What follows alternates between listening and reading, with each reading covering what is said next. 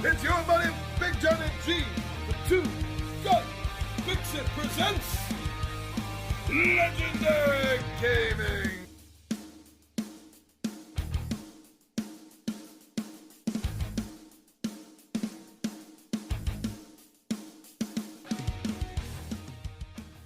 Midday Monologue Monday. Glad to see everyone's back. Hope you had a good weekend. Hope everyone's still safe and healthy.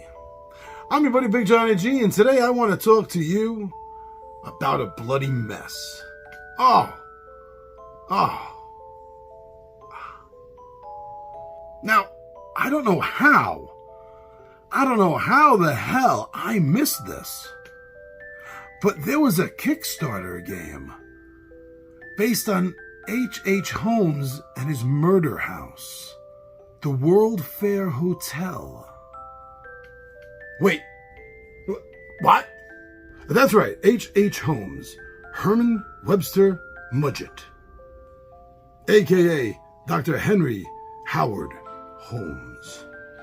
If you don't know this guy, he was definitely confirmed to have killed 9 individuals, horrifically. He's confessed that he killed 27.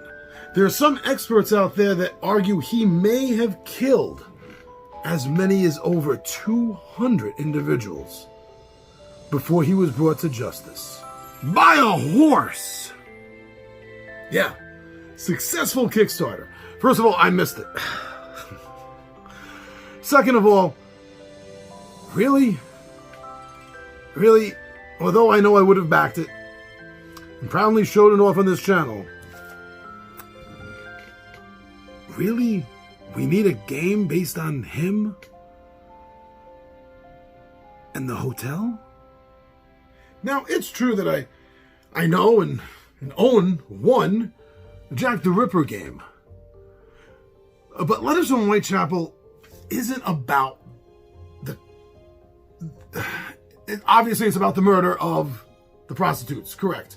Of the ladies. But it's not about the detail. It's a hidden movement game trying to bust Jack the Ripper. I mean, what's next at this point? A Donner Party game? Or maybe a game about John Wayne Gacy? Now, clearly, as I stated, if I had known about this, I would have backed it. But that doesn't change the question in my mind. I mean, when you're dealing with horrific stories of murder, not just shooting someone in a drive-by or shivving someone in, I mean, we're talking horrific doctor murders. You know, we're talking about someone who's dissecting and in some cases vivisecting individuals. First of all, does that really even work for a board game? I mean, yeah, I see and understand quite well how it works for movies or books. But is something like this going to work for a board game? And therefore, is it necessary? I mean, let's face it. The real shock from stories like this is the visuals. And is that something that the game would even cover in the artwork for the game? I mean, obviously, if so, it would probably have to have a mature rating on it.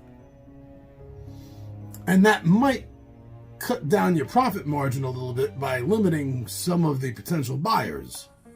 Although I admit, I did not see that as a point against the success of Comb Award.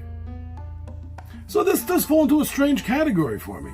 I'm not against it per se for what it is, but I'm against it a little bit, I think, for the medium that it is trying to portray itself in. I don't honestly see stories whose core, whose seeds are this gore and horrific centered. I don't see how that can be and therefore should be translated to a board game. Although I do totally want to get this game. And that's my dilemma. That is my personal dilemma in hell right now over something like this. And again, if I had had the chance, I would have done this.